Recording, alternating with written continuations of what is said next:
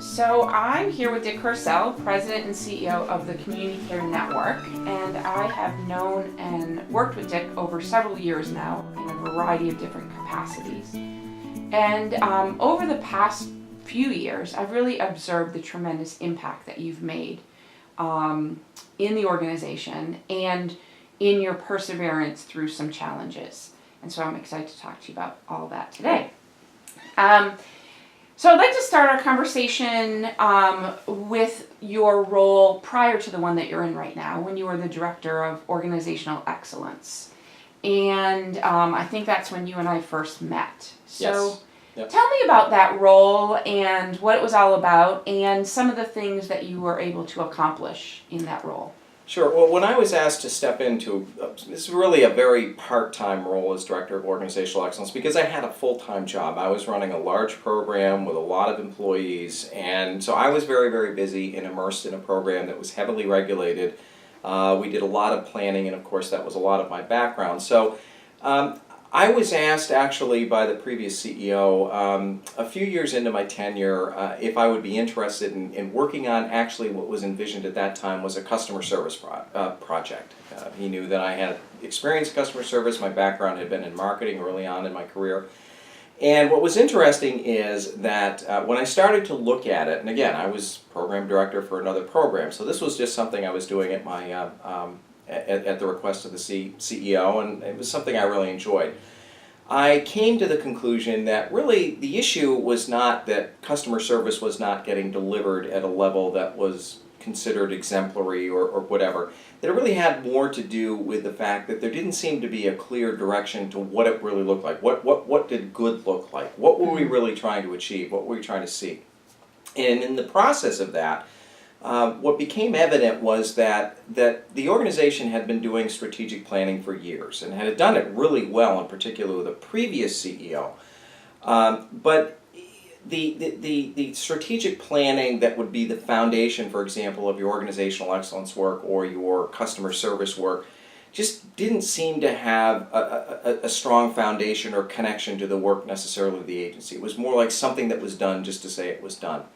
So as I looked at this, I made the recommendation that I really think what we need to do is we need to step back and we need to ask ourselves, what does good look like? I mean, to steal that phrase. And what started out as something about customer service began to evolve into something bigger than that, looking at organizational excellence. Now, this organization had been previously involved with the Baldrige effort back when it was had a joint operating agreement with Rutland Regional Medical Center, and the Baldrige effort, of course, had been that was on hiatus, or it actually was in abatement for the time. So it really had been dormant for quite some time.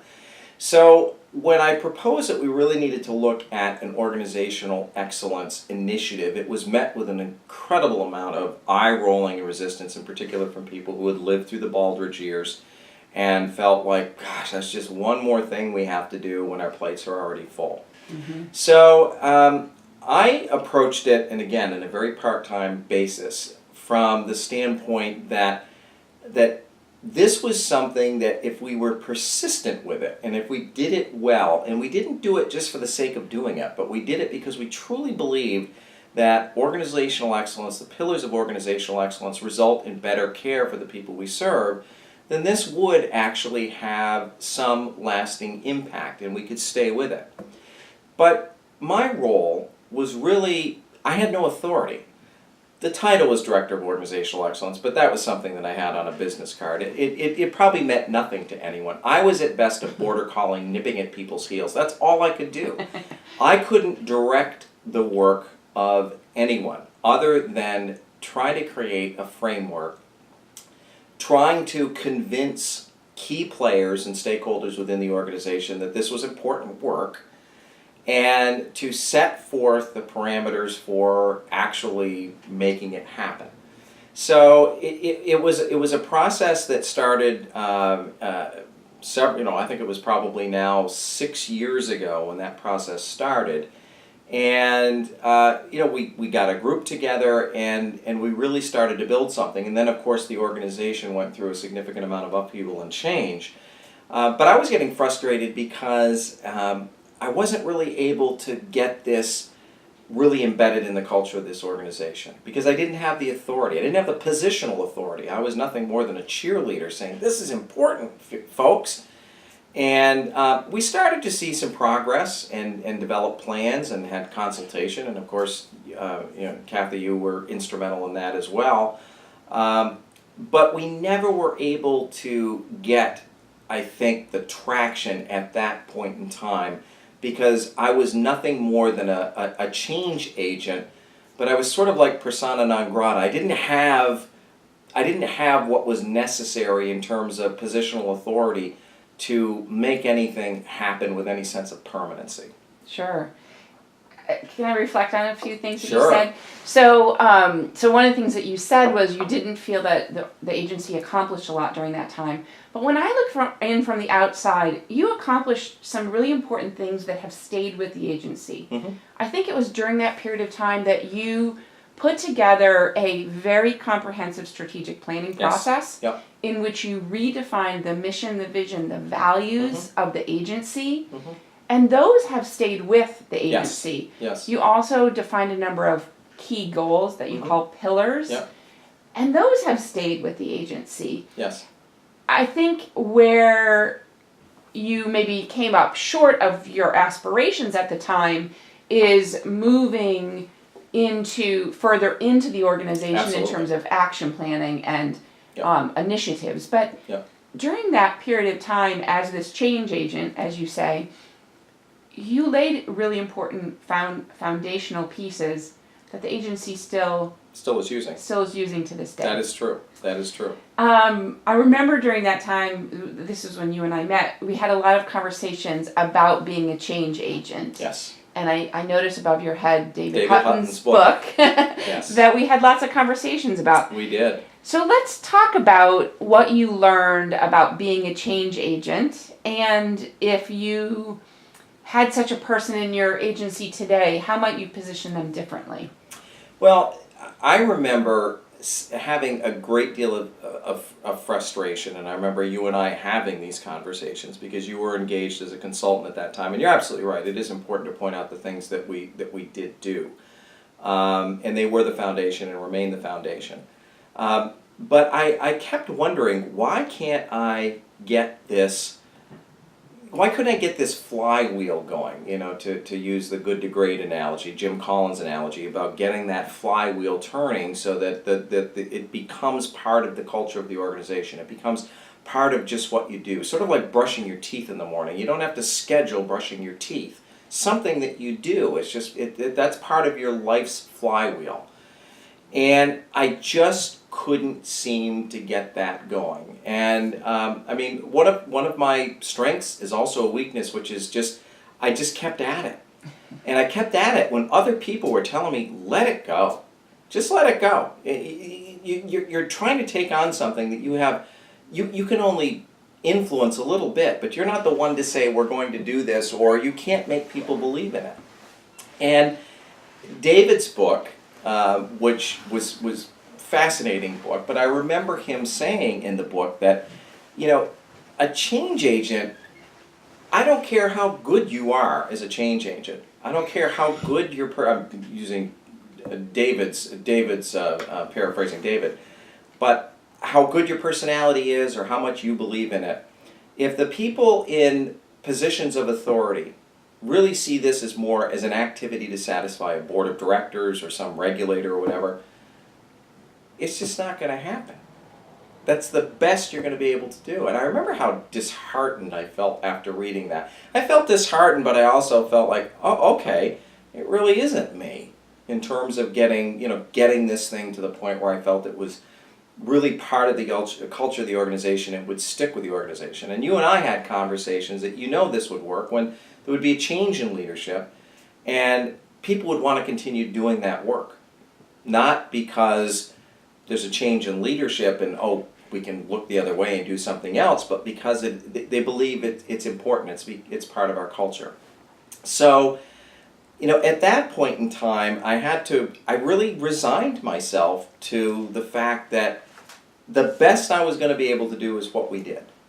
But I knew it wasn't enough, and I knew it wasn't going to persist without some dramatic and radical change, sort of like we were in inertia. I mean, really from the physics standpoint, there would need to be something from the outside come in and knock us out of a particular orbit, because without that, we were not going to be able to get that flywheel going and get this organizational excellence embedded into the culture.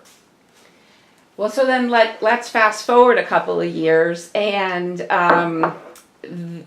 using your analogy, yes, there was something that kind of shook the agency out of its orbit, and without focusing too much on that period in the organization's history, but you came into this new role now as the president and CEO in probably one of the most challenging times in the organization's history. Right. And through your leadership over just the last couple of years, in just a short time, you've well positioned the agency to be incredibly successful going forward. So let's focus on the last couple of years. Sure. And how your leadership at so many levels in the state, with your regulators, with your employees, how your leadership has changed the agency and where it's headed. Well, that's a provocative question, because I never have really reflected on that, because I have a job that I love and an organization that I truly believe in, with employees that I care about greatly.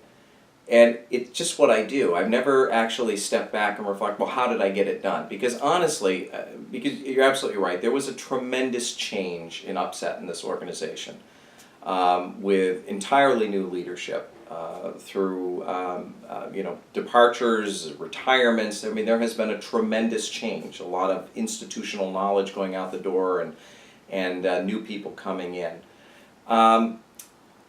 I was, I guess, a reluctant leader, because I got a phone call one day and said, "Can you help us out for a little bit of time?" And of course, that little bit of time became more permanent. But I think that what was beneficial for me is I'd been in the organization and knew the people for, well, at that point in time, almost 9 years. So I had a connection in the work that I had done with organizational excellence. I understood the framework of the organization. I understood its mission, its purpose, the work that it did. So that was very, very helpful.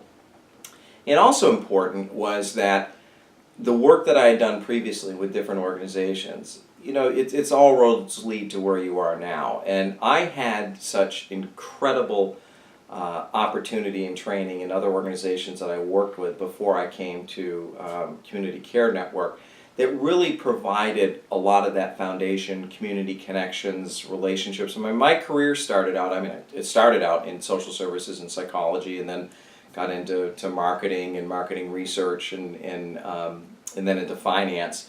So it's been sort of a circuitous route, but all along when I got into this position, I felt I understood the agency, and I had built enough trust because I had worked enough in organizational excellence with many of these people. I wasn't somebody from the outside coming in. I was one of them, and I've always portrayed it that way.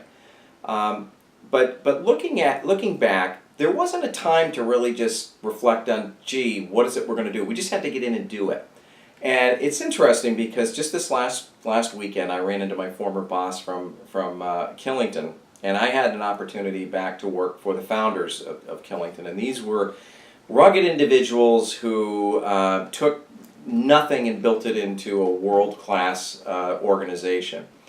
And we were chatting, and this was my boss, and I said, one of the things that as a leader I really appreciated with the work, my work in that industry, was that, you taught me how to think quickly, how to be able to act without having all the information that you might like to have, to know that I don't care what data you have, it's imperfect. There's no perfect measure. But you know what? You need to make a decision. And you need to make an ethical and moral decision, but you need to make a decision, and you need to stick with that decision. And then if the decision needs to be altered, you alter it. That's what you do. You don't wait for the perfect opportunity, because that's not going to come. So when I was asked to step into this role, I really used that organizational resiliency that I learned in the ski industry, where there wasn't a lot of time to think about things. You planned as much as you could, but you know what? If it were a Tuesday and there was a big snowstorm going to be hitting Boston on Thursday and Friday, you had about 24 hours to get your stuff together to get those people up here.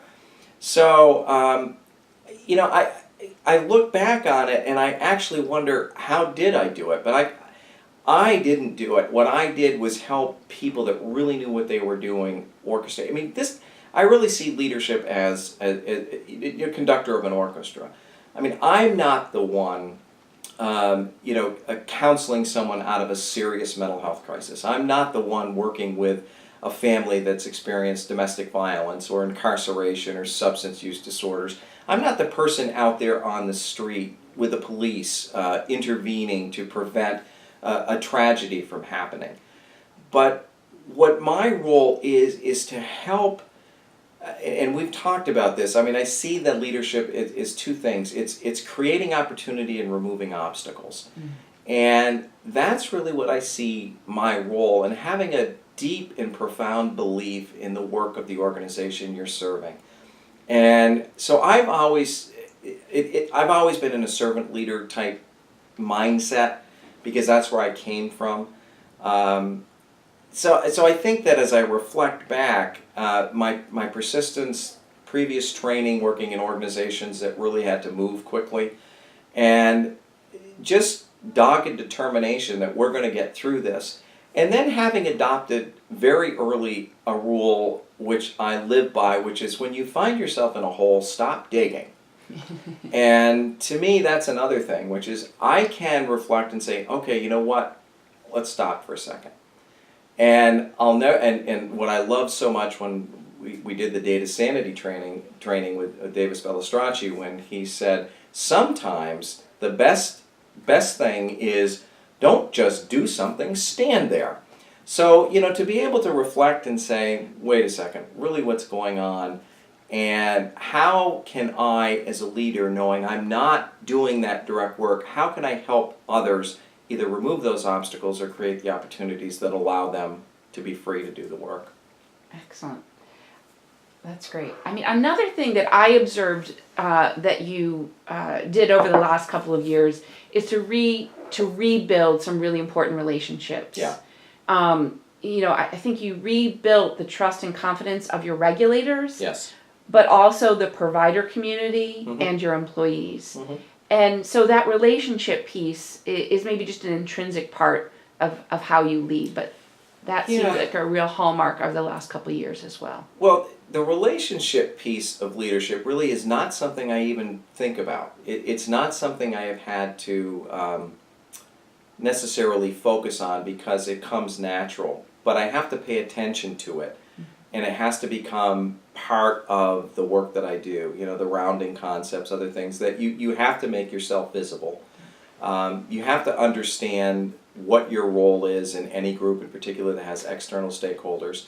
And you have to understand that in particular, with regulators, with governmental agencies or whatever, they have a job to do. I mean, they have oversight work to do. And there are times we will have disagreements about a particular process or perhaps what they're looking for, but we've established, and the organization had already very good relationships with regulators at the most of the leader level and what have you. So we have had to rebuild somewhat, but it's something that I think comes naturally, and it is so important, that community building, relationship building, because our charge in this organization is basically the majority of what we do is what the state of Vermont says needs to be done in your community. How we go about doing that to a large extent, there's a lot of latitude in the type of services and what have you. But it's important for us to be able to recognize that, look, they have a job to do, whatever they is, the federal government, the state government, whoever it might happen to be, other providers. And we're all part of this one big system doing our part to help improve lives. That's why we exist. We don't exist to be an employer. We don't exist to turn a profit. We exist to help individuals in need in our community in a certain area, in a very defined area. And we work very, very closely with our community partners, have excellent relationships, for example, with the medical center, with the other healthcare providers, other social service providers. So, and a lot of my people have regular, interface with those individuals and those agencies as well. So it's something that's just part of what we do and part of the history of this organization. Excellent. So you said that when you find yourself, you learned early on, when you find yourself in a hole, stop digging. Right. Well, it seems to me not only did you stop digging, but you've filled in that hole. You've Yes. planted some nice grass on it. Yeah. You're now in a real good, steady place with the organization. So where do you see the organization going next? Back to organizational excellence or a new journey? Where do you see the next few years? Well, where I see the organization going the next few years, organizational excellence is something that is not going to go away. I mean, I firmly believe in that. I firmly believe in having processes and systems that are grounded in strategy, in sound planning systems. I have a profound belief in the need to use good data to make decisions where possible, knowing that you don't always have good data. There's no perfect data. There's no perfect measure. There's not necessarily one thing that's going to say you're doing this just the way it should be done. But what I really want us as an organization to be and to do is to really, we use that term management by fact, but using data, qualitative, quantitative data, which includes the stories of our organization, to use that to help inform how we go about doing our business so that we remain viable, that we remain a vital community provider, and that we use that information to provide better care, which is ultimately why we're here. That's the reason that you use data. That's the reason it's to provide better care.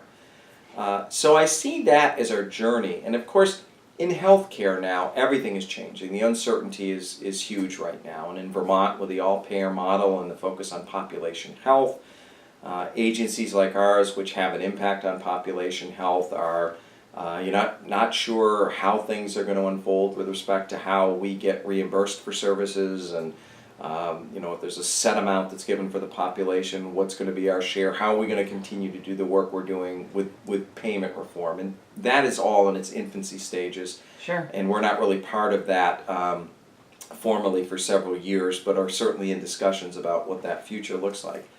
But I see us continuing to slowly, deliberately move towards more management by fact, more of an organization that is using good data. It doesn't have to be complex data, but good data to help us deliver better care. The hard part of that is, in particular in our clinical world, data, because it's not as if someone comes to see us and we take their blood pressure and you're either high or you're okay or you're low, and we can do something about that or suggest some remedy. We're dealing with often very complex situations, individuals with long-standing severe mental illness or developmental disabilities or incredibly challenging family situations. So there are many, many factors, and we address parts of those factors. But ideally, we still need to be able to step back and say, well, what do we need to be keeping an eye on here as we work with this individual or as we work with this family? What are the indicators that we're looking for that will help us tell at the end of the day, what does good look like? Are we actually achieving what we're setting out to do? And, in the past, it was enough to do God's work. You'd get a grant and just go and do good work. Those days are pretty much gone. Where you get your money from tend to be really looking for some concrete evidence that those resources are resulting in some desired change. And that's the big challenge for our organization, is settling on those key measures. And I know you and I have talked over these. I love the concept of mission control. And, as a kid watching, the space launches, and you would see mission control in Houston, and you would see this big room with engineers and physicists and astronauts sitting at all these consoles, and then there would be this big one up in front. And you knew that every single person that was sitting in the console, he or she was monitoring something. They were monitoring one aspect of the mission, whatever it might be. And yet, on the big screen, there was somebody else saying, good to go. So that's really, I wish we, and you know that the measures that they were using came about over decades of research and scientific inquiry. They didn't just happen on those measures. So we're in the early stages, I think, and that's what we had started before, and we had a little abatement, but that's really where I see our organization is, to the extent we can as a social service agency, to be using more information that can help us really say at the end of the day, when we turn the lights out, we made a difference. Excellent. Yeah, I love that mission control analogy. It struck me one day that all those people sitting at all those monitors weren't looking at the same data. Otherwise, they wouldn't need a room full of them. No. That each part of the organization needs to be looking at the key measures to say that my part of the organization is working well, so that together we can say our mission is successful. Right. So I want to come back to leadership. So when I work with leaders around the country, I find oftentimes that the senior leader goes through almost a personal leadership transformation as they lead the organization to excellence. As you think about your leadership over the last few years, would you be able to point to any changes in your leadership approach, how your leadership has evolved or transformed over time? That's an interesting question in terms of how my leadership has transformed over time. I think it's been more a very gradual evolution, because I've been in leadership positions for a number of years. This is different. The position I have right now is a lot bigger. I often am envious of the days when I just had to worry about this, this being the program that I was overseeing, and not having to worry about this. But to me, really what has been key is building a team of individuals that you can trust, and a team of individuals that that are honest with you in terms of where they see things, and whether or not, because part of leadership is continuous improvement. When you look at the Deming cycle, the plan, do, check, act, and that's part of what leadership is, which is I'm often just checking in to see how am I actually doing. We do a lunch and learn series here every few months, and it's an hour long, and it's open to anyone in the organization. And I signed up to do the last one to facilitate, and I happen to love certain podcasts, and there's a podcast that I absolutely love, and it's called the Hidden Brain. It's an NPR podcast with I cannot remember the Vedantam is his last name, but in any event, he's a brilliant journalist. But the podcast was called Getting Unstuck, U 2.0, and what it was about was that, psychologists and self-help gurus are always giving advice about when you find yourself stuck. And this applies to organizations, because organizations are collections of people, and they act like people and have the same, emotional components as. And Shankar Vedantam, that is who does the podcast.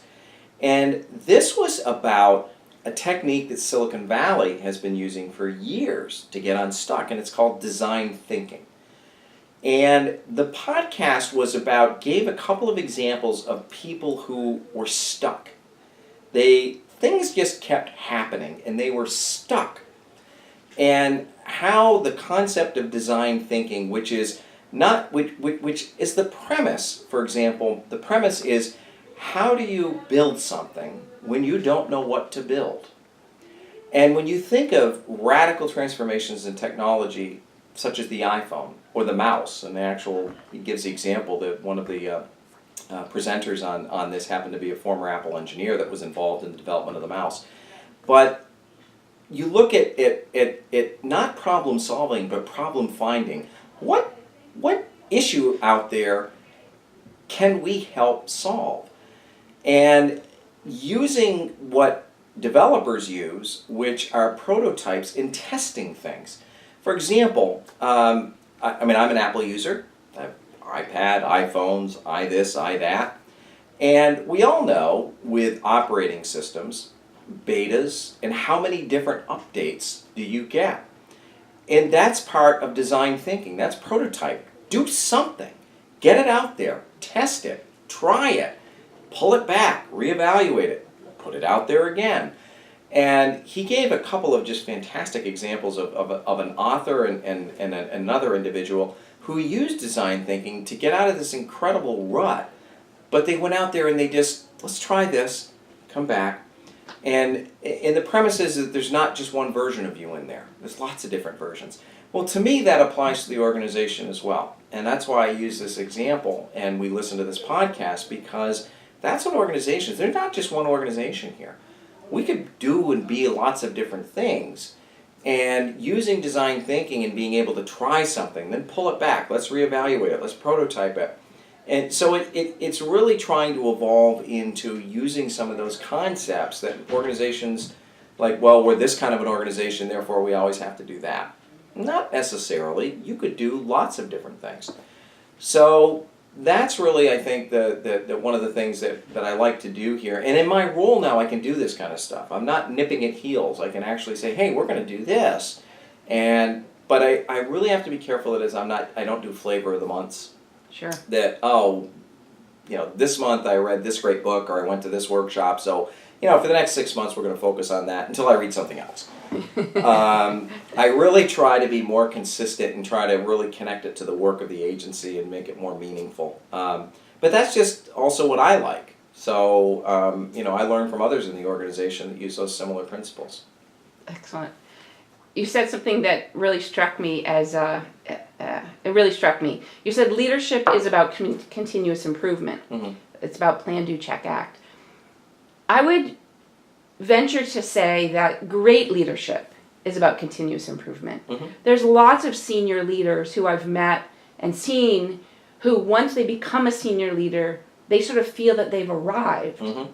That there isn't the need to continuously improve and learn and grow and develop. But that's what I love about working with you is you're never done. You're continually learning and growing. So how do you do that as a senior leader? What ways, what methods, what do you use to grow and develop at this stage of your leadership? It's in terms of what I do to continue to grow as a leader. I don't know how much attention I've actually paid to that. It's just something that I do in terms of constantly looking at maybe what I can do differently or what I can improve on or what I just need to continue doing because it's important work. I think you surround yourself with people that do something very similar, that are always looking at evolving their work. You're absolutely right. This isn't a place that you arrive at and you're there. In a position like this, it's sort of like a commencement exercise, at graduation. They call it commencement not because it's the end, but you're commencing. And leadership is, I don't see myself as a great leader. I'm a person that's leading and hopefully learning, and hopefully will result in great things for the organization. But it's just, I guess, from very early on, I've just worked with people that's what they were always doing, and there's just so many things that are always changing in this world and in this industry that we just can't really sit and say, well, we've arrived. So I think it's just part of what I do. I've never really given it a whole lot of thought in terms of why I do that. I'm also not afraid to admit I don't know something. or that I don't know what to do about this. I've never felt frightened or in any way inadequate to say, you know what, folks, I'm not sure what to do here. Let's try to figure something else, or figure something out. And I think that helps as well. It's just recognizing that you play a role, but it's a role, and there are many other people that are playing that role. Not your role necessarily, but they're playing a role in achieving the aims of the organization. So I'm not sure I've given a whole lot of thought to why, but it kind of happens. Yeah, interesting. So anything else that you want to share that we haven't talked about yet, or that you want to emphasize? I think that you really have to believe in what you're doing, and no one is going to follow your example if they don't believe that you believe that this is something like organizational excellence, as we talked about. People are engaging more at that level because they know that I firmly believe this is something the organization needs to do to deliver better care, and they want to deliver better care. So I think that believability is just something that you have to live. And you have to be careful not to go off in a lot of different directions either. You need to, I would rather do one or two things really well than do 6 or 10 things, so-so, just to say they're done. So we have a lot of work that we have to do. There's a lot of work that happens here every single day that will continue to happen, whether there was a CEO or not. But in terms of helping the agency decide how to move forward, you have to establish that level of believability and care that people know that, you know what, this isn't about you at all. It really isn't. And you have the you want to be self-effacing, and you want to say, look, this is really about you and them. How can I help with that?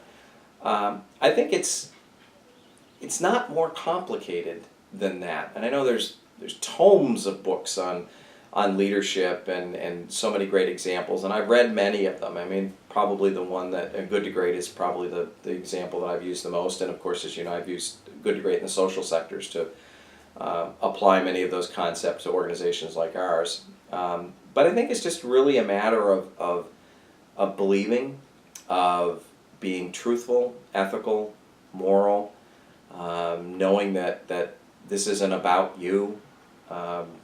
We're not here for me. We're not here actually for the employees. We're here for the people that we're charged to serve.